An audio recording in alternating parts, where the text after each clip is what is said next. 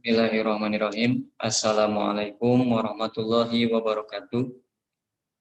Innal hamdalillah sholli wa sallimu ala Rasulillah Sayyidina Muhammad ibni Abdillah wa ala alihi wa sahbihi wa mawalah. Rabbi shrah li sadri wa yassir li amri wal 'uqdatam min lisani yafqahu qawli. Amma ba'du. Segala puji mutlak semuanya milik Allah. Salawat dan salam semoga tercurahkan kepada junjungan kita, yakni Nabi Muhammad Sallallahu Alaihi Wasallam.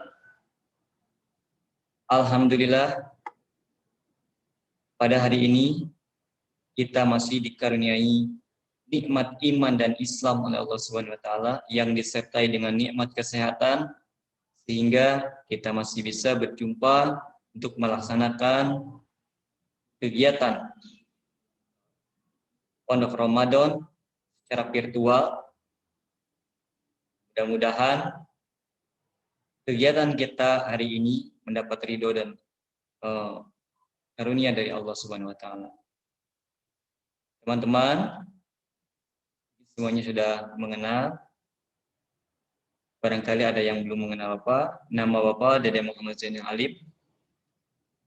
Bapak mendapatkan tugas dari pihak sekolah untuk menjadi salah satu pengisi acara kegiatan pesantren Ramadan secara virtual di SMK Negeri Campaka ini. Baik, materi yang harus Bapak sampaikan pada kegiatan pesantren Ramadan ini yaitu mengenai akidah akhlak. Atau kebagian untuk mengisi materi akidah akhlak. Materi yang lain sudah disampaikan mungkin sama guru-guru PAI yang lain. Bapak bagian tugas untuk mengisi materi akidah. Pada pertemuan hari ini kita akan coba membahas mengenai akidah. Sebelum nanti kita lanjut ke materi akhlak. Baik, Pak share materi yang sudah Bapak siapkan. Ini bisa dilihat di layar handphone masing-masing. Materi tentang akidah akhlak. Apa lebih berkesan lagi ya?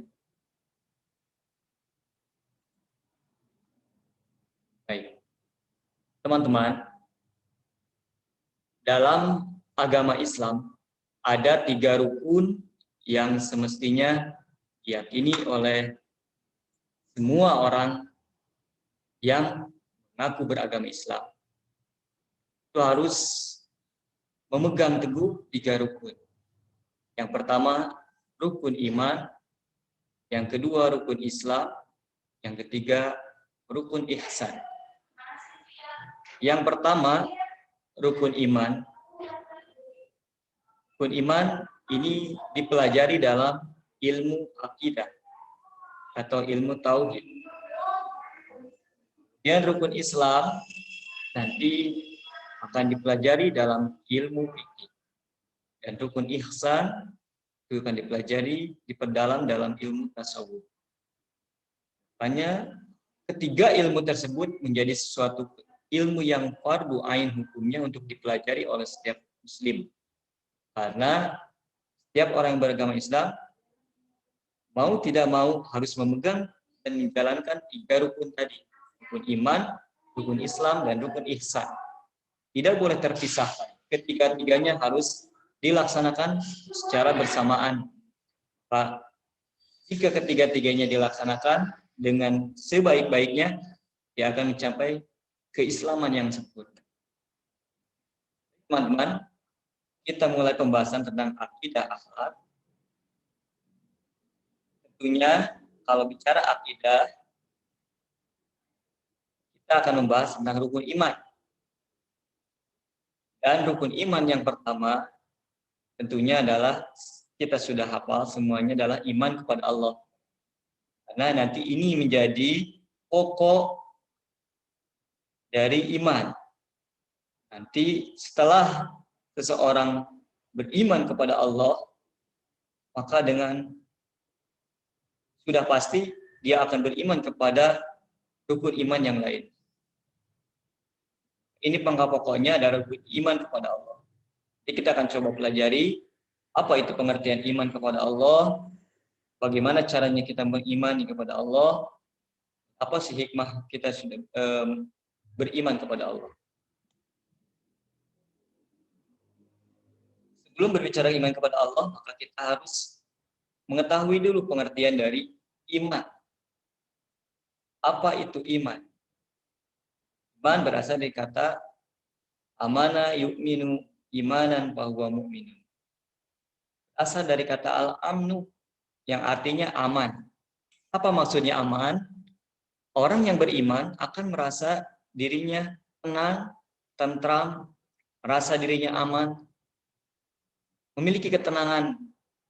Berbeda dengan orang-orang yang tidak memiliki iman. Hidupnya akan gelisah, akan resah, akan mendapat banyak permasalahan-permasalahan yang menimbulkan kegelisahan bagi dirinya. Hanya dikasih kata iman. Kalau secara bahasa yang lain juga ada yang mengartikan iman itu berasal dari kata tasdik. Iman itu mempunyai arti tasdik atau membenarkan, mempercayai dan meyakini. Ada juga yang mengartikan iman itu adalah at-takrir, menetapkan. Nah, itu secara bahasa, jadi iman adalah mempercayai atau membenarkan atau meyakini.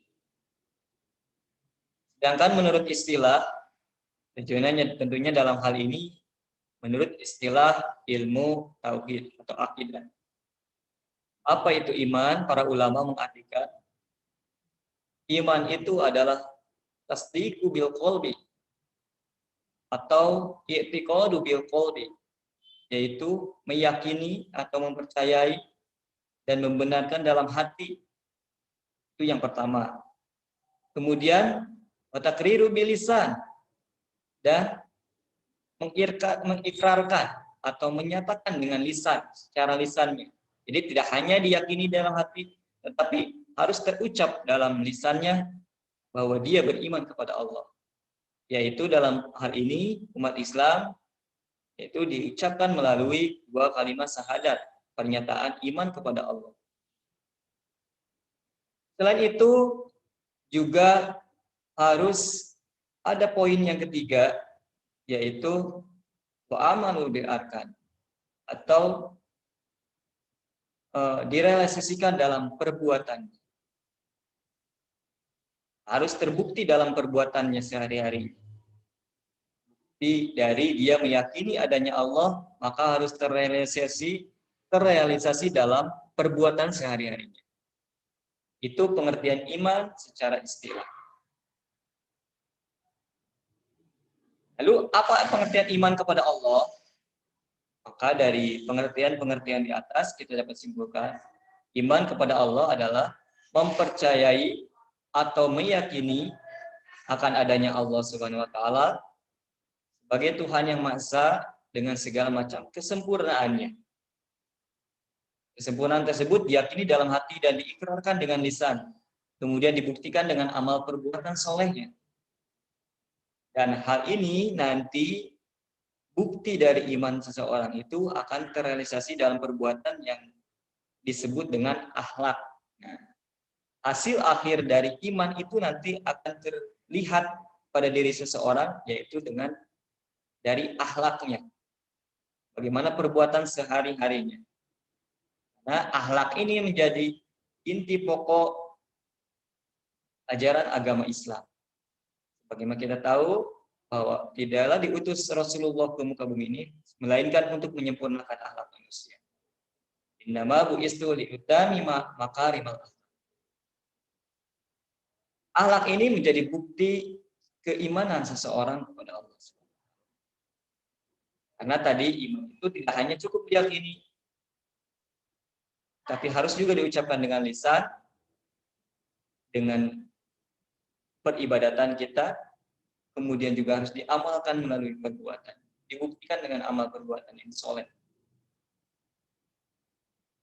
Yang keempat, iman juga dapat bertambah dan dapat berkurang. Iman itu akan bertambah apabila kita melakukan ketaatan kepada Allah dan berkurang apabila seorang berbuat maksiat kepada Allah. Itu pengertian dari iman kepada Allah. Selanjutnya, ini dalil nakli atau Al-Quran yang menyatakan kita untuk beriman kepada Allah SWT. Auzubillahiminasyaitonirrajim. Bismillahirrahmanirrahim. Wa ilahukum ilahu wahid la ilaha illa huwa rahmanir rahim. Dan Tuhan kamu adalah Tuhan yang Maha Esa. Tidak ada Tuhan selain Dia yang Maha Pengasih dan Maha Penyayang. Ini yang menjadi pegangan kita bahwa Tuhan kita yang wajib kita sembah adalah Tuhan yang esa, yang tidak ada duanya. Tidak ada Tuhan selain Dia. Dan Dialah yang Maha Pengasih dan Maha Penyayang. Al-Baqarah ayat 163. Selain itu juga banyak pernyataan-pernyataan di dalam Al-Quran tentang memperkenalkan bagaimana Allah memperkenalkan dirinya kepada kita. Bahwa Dialah Tuhan satu-satunya. Auzubillahiminasyaitonirrajim. Bismillahirrahmanirrahim. Surat Al-Baqarah ayat 177. Laisal birra an tu'allu wujuhakum balal masyriqi wal maghribi walakinnal birra man amana billah wal yaumil akhir wa malaikati wal kitabi wan nabiyyin wa atal mala ala hubbihi dawil qurba wal yatama wal masakina wa ibnas sabili wa sa'ilina wa fir riqabi wa aqamas shalah wa ataz zakah wal mu'minuna bi ahdihim idza ahadu. Al-ayat. Dalam ayat ini Allah menjelaskan tentang rukun iman, yaitu iman kepada Allah, kepada malaikat, kepada kitab-kitab, dan harus diyakini oleh orang yang beragama Islam. Dan nanti harus terbukti dalam perbuatannya, baik melalui menjalankan rukun Islam dan tentunya disertai dengan akhlak yang mulia. Lalu bagaimana kita bisa meningkatkan iman kita kepada Allah? Yang harus kita lakukan adalah dengan mempelajari sifat-sifat Allah. Karena kita tidak bisa imani Allah dengan melihat secara zatnya. Karena keterbatasan kita sebagai makhluk. Makanya para ulama menyusun akidah yang harus dipegang oleh umat Islam itu melalui aqaidul iman yang harus dipelajari dan wajib dipelajari oleh setiap muslim. Apa yang harus kita pelajari dalam aqaidul iman yaitu sifat-sifat Allah, baik sifat yang wajib yaitu sifat yang harus dimiliki oleh Allah dan mustahil tidak dimilikinya. Dan kemudian sifat mustahil yaitu sifat yang tidak mungkin ada pada Allah, dan sifat jaiz yaitu sifat yang boleh ada pada Allah ataupun tidak.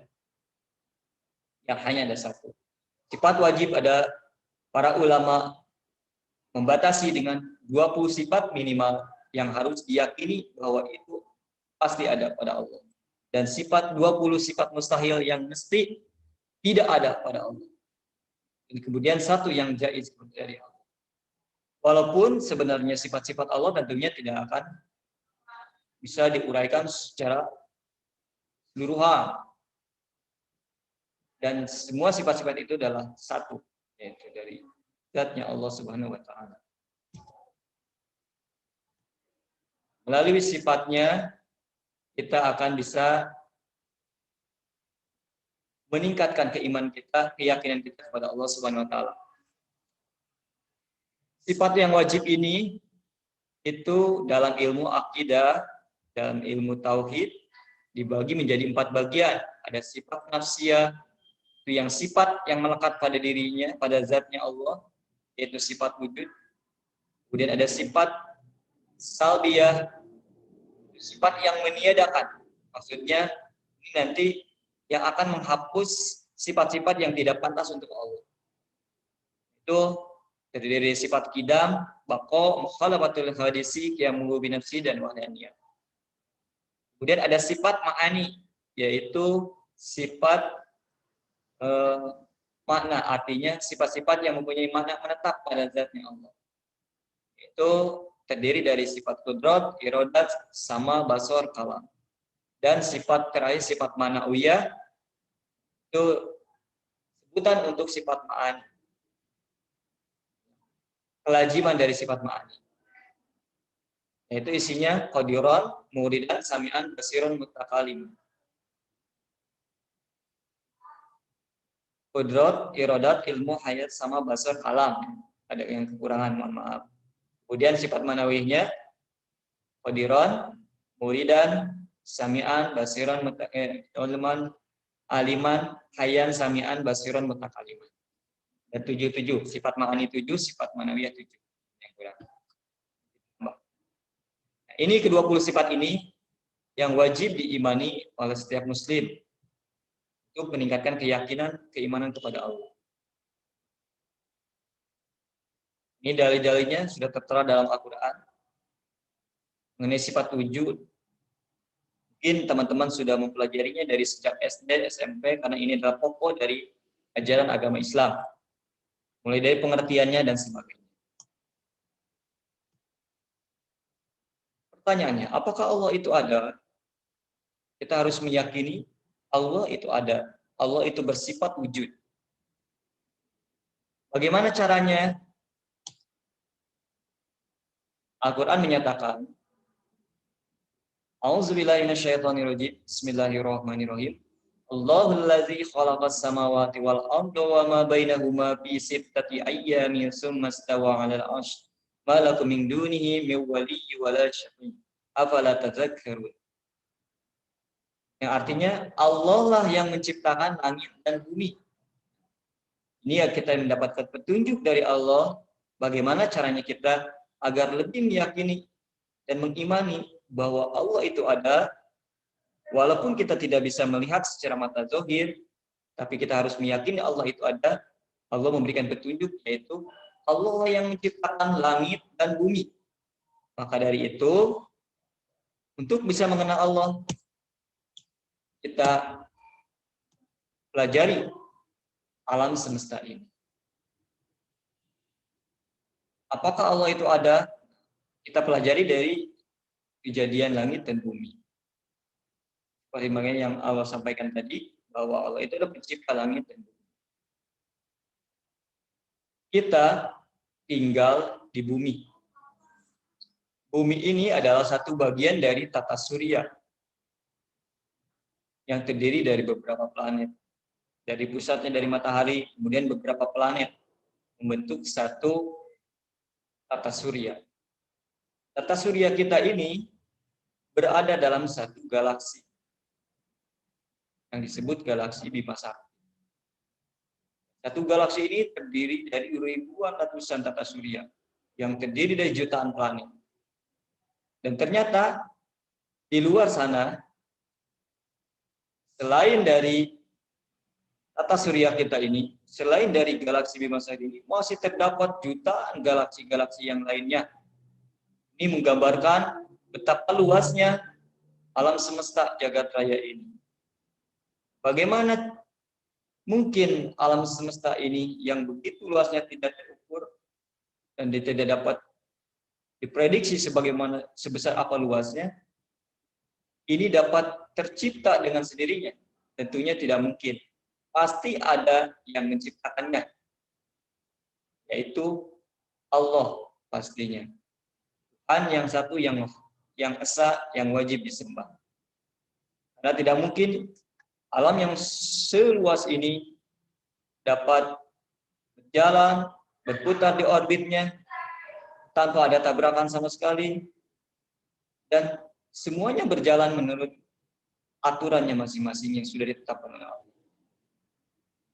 Siapa yang mengatur alam seluas ini kalau bukanlah Tuhan yang wajib kita sembah?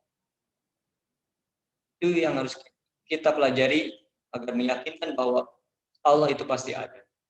Tidak mungkin alam ini terjadi dengan sendiri. Kita lihat di laut. Ada berapa makhluk hidup yang ada di laut? Ini tidak akan bisa terhitung jumlah jenis ikan saja. Mungkin tidak akan bisa terhitung berapa jumlah jenisnya. Saking banyaknya. Belum makhluk-makhluk hidup yang lain yang ada di laut. Kalau kita perkecil pengamatan kita, mungkin kalau alam semesta yang tadi terlalu luas, kita persempit, mungkin kita mempelajari ada yang ada di laut, yang ada di bumi kita. Ini sangat laut mempelajari yang ada di laut saja mungkin ini kan ada habis waktu untuk kita mempelajari karena betapa banyaknya makhluk hidup yang ada di dalam lautan. Siapa yang mengatur kehidupan mereka? Siapa yang mengatur kehidupan makhluk-makhluk hidup yang ada di laut? Yang memberinya makan dan sebagainya. Tentunya harus ada satu yang esa yang bisa memberikan atau mengatur kehidupan makhluk sebanyak ini. Tentunya itulah yang harus kita yakini bahwa ada Allah yang mengatur kehidupan.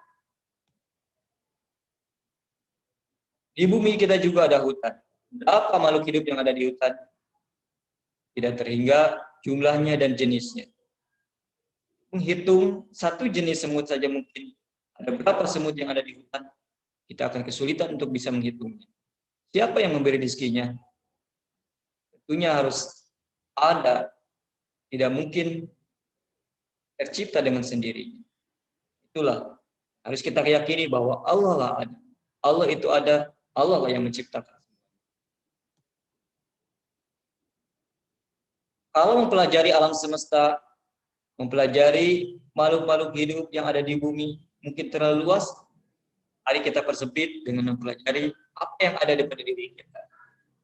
Bagaimana para ulama mengatakan, man arafa nafsahu faqad arafa rabbahu. Siapa yang mengenal dirinya, dia akan mengenal Tuhan. Silahkan kita kenali dari mulai diri kita, dari mulai anggota tubuh kita. Dari mata kita, mata ini diciptakan oleh siapa, bisa melihat oleh siapa, yang dilihat manusia. Mata ini milik Allah, bukan milik kita. Karena kita tidak pernah memesan mata ini harus seperti ini, letaknya di sini. Kita juga tidak pernah mengatur bagaimana mata ini melihat, bagaimana mata ini berkedip, berapa kedipannya dalam satu hari. Siapa yang mengaturnya? Kalau bukan Allah Subhanahu wa taala. Mata ini ciptaan Allah, ciptakan oleh Allah, bisa melihat oleh Allah, yang dilihat sudah adalah makhluk Allah. Dengan mempelajari yang ada pada diri kita, kita bisa akan meyakini dan mengimani bahwa Allah itu ada. Telinga kita ciptakan oleh Allah, bisa mendengar oleh Allah, yang didengar adalah semua suara makhluk-makhluk Allah. Hidung kita ciptakan oleh Allah, bisa bernapas oleh Allah, yang dihirup oksigen adalah dari Allah. Kita tidak pernah membeli oksigen, kita tidak pernah membuat oksigen. Semuanya sudah disediakan oleh Allah dengan gratis. Berapa kalau harus kita mengeluarkan uang untuk menghirup oksigen untuk bernapas? Di rumah sakit silakan Anda jalan-jalan ke rumah sakit. Berapa satu tabung oksigen yang harus dibayar oleh orang-orang yang mempunyai kesulitan dalam pernapasan. Itu pun oksigen itu yang diambil langsung dari Allah, dari alam semesta ini. Dan yang lain sebagainya. Kaki milik Allah, ciptakan oleh Allah, bisa melangkah oleh Allah. Kemudian yang diinjak adalah bumi-bumi Allah. Semuanya adalah milik Allah. Karena kita tidak pernah mengatur. Dalam diri kita ini terdiri dari sistem penglihatan, sistem pernapasan, sistem pendengaran, semua terdiri dari beberapa unsur sel. Dari sel itu terdiri dari beberapa inti sel, dari beberapa kromosom, dari beberapa asam amino dan penyusunnya dan sebagainya yang disebut DNA.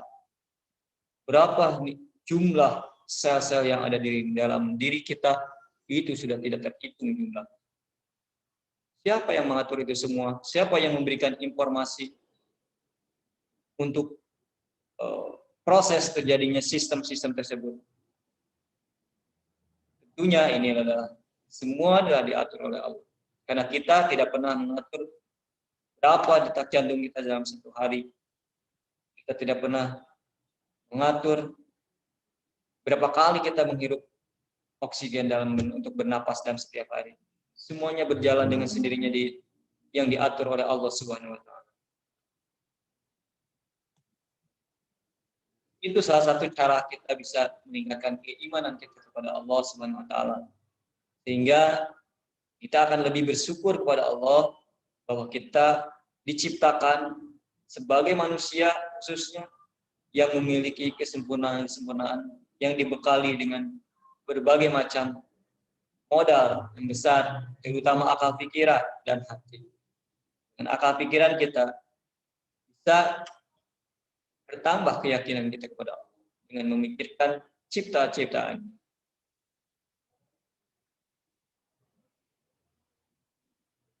Iman kepada Allah tidak hanya mengimani Allah itu ada, tentunya disertai dengan sifat-sifat wajib yang bagi Allah yang lain.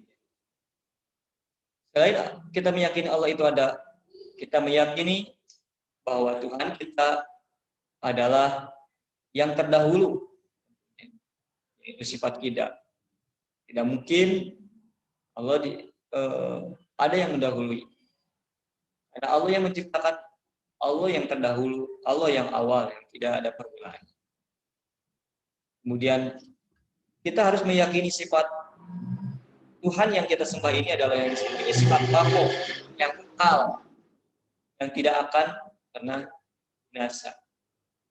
Kemudian juga kita harus meyakini bahwa Tuhan yang kita sembah yaitu Allah Subhanahu wa taala itu mukhalafatul hawadis, berbeda dengan yang ini. Ini sebabnya kita tidak dapat melihat Allah secara zahir. Kita bisa merasakan dan memikirkan dari mempelajari ciptaan-ciptaannya. Karena Allah tidak dapat digambarkan disamakan dengan sesuatu apapun. Karena Allah wajib mempunyai sifat mukhalafatul hawadis, berbeda dengan yang lainnya. Tidak mungkin kita bisa gambarkan. Jangankan untuk melihat Allah, untuk melihat zat Allah, untuk melihat alam semesta ciptaannya saja yang sangat luas ini, kita tidak dapat melihat secara keseluruhan. Kalau kita melihat dari susunan tata surya, kalau kita beranjak sedikit ke susunan galaksi, mungkin bumi kita saja yang besar ini tidak akan terlihat lagi di alam semesta ini.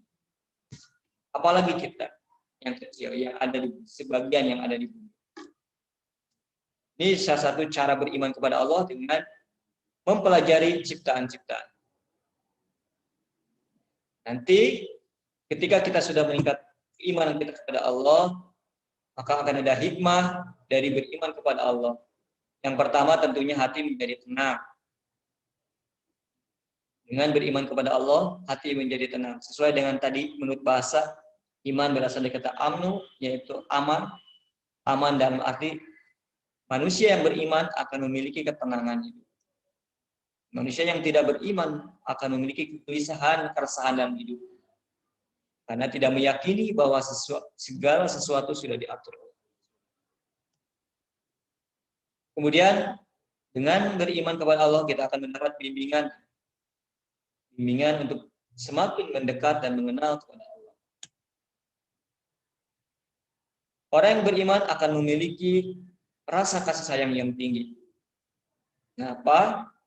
Karena dia sudah mengimani bahwa Allah adalah pengasih penyayang yang memberikan rezeki kepada semua makhluk di bumi.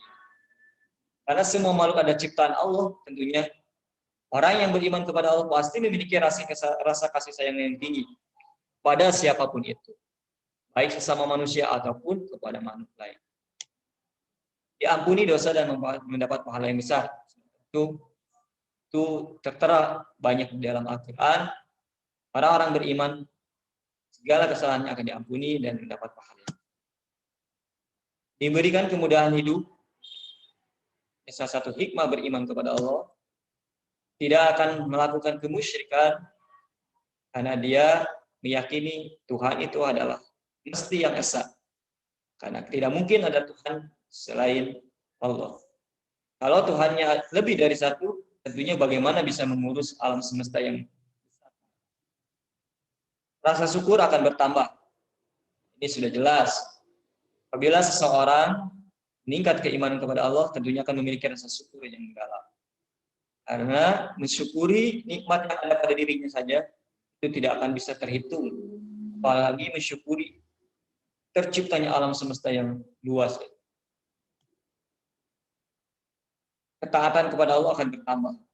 Orang yang beriman kepada Allah, maka ketaatannya akan bertambah. Karena iman itu seperti yang disampaikan, tidak hanya diyakini, tidak hanya dipercayai dalam hati, tetapi akan melaksanakan konsekuensinya dari dia meyakini terhadap Allah. Maka akan melaksanakan perintahnya dan menjauhi larangan Allah.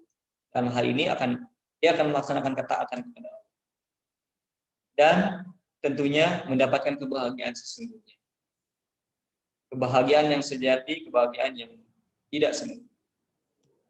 Itu hikmah dari beriman kepada Allah. Ini dalil-dalil ayat Al-Qur'annya. Silakan dipelajari, dibaca.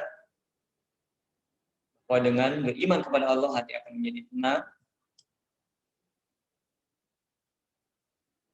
Dan akan mendapat pertolongan dari Allah. Lalu tadi, karena iman itu tidak hanya diyakini dan diikrarkan, tapi harus diamalkan dalam perbuatan. Contohnya, perilaku beriman kepada Allah, tentunya yaitu melaksanakan ketaatan kepada Allah. Seperti mendirikan sholat, berpuasa di bulan Ramadan ini, itu salah satu ciri iman. Karena yang melaksanakan ibadah puasa juga tidak diukur dari seberapa kuatnya seseorang, seberapa kuatnya tenaga seseorang, dan sebagainya. Itu akan terukur dari seberapa besar imannya. Karena tidak menutup kemungkinan kita tahu orang-orang yang sudah dewasa mempunyai tubuh yang kuat, tetapi karena tidak memiliki iman, mungkin dia tidak kuat untuk melaksanakan ibadah puasa. Jadi ukuran melaksanakan taat itu dari ukuran seberapa besar dia memiliki keimanan kepada Allah. Dia menapakkan rezekinya, lalu berbuat kebaikan, dan lain sebagainya. Termasuk nanti akan terrealisasi dalam akhlaknya sehari-hari. Nah, itu contoh-contoh berperilaku beriman kepada Allah, dan masih banyak lagi yang lain. Tentunya sudah memiliki iman kepada Allah, dia akan meyakini rukun iman yang lain, seperti iman kepada malaikat, kitab-kitabnya, rasul-rasulnya Allah, hari akhir, dan qada dan qadarnya Allah. Itu secara otomatis harus beserta diyakini oleh umat Islam. Selain iman kepada Allah, tentunya harus mengimani juga rukun iman yang lain. Itu mungkin yang dapat disampaikan untuk materi hari ini, yaitu perihal akidah. Yang pertama adalah, yang pokok adalah mengimani kepada Allah Subhanahu wa Ta'ala. Semoga materi yang disampaikan ini dapat bermanfaat bagi teman-teman semua, dan tetap semangat menjalani kehidupan ini, walaupun akhir ini kita banyak cobaan, kita tidak usah takut karena kita yakini ada Allah yang lebih kuasa dari segalanya. Tidak usah takut dengan ujian-ujian yang ada pada hari ini, yang kita alami sekarang ini. Tetap semangat, tetap optimis, Allah akan menolong kita, asalkan kita mempunyai keyakinan yang teguh kepada Allah.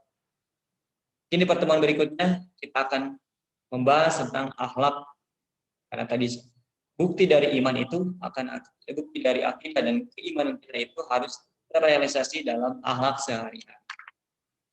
Baik, cukup sekian dulu materi yang bisa Bapak sampaikan.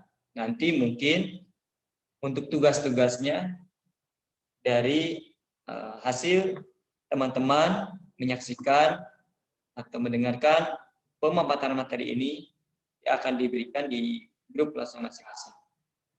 Akhir kalam, Allahumma fiqh ila aqwamit thoriq. Wassalamualaikum warahmatullahi wabarakatuh.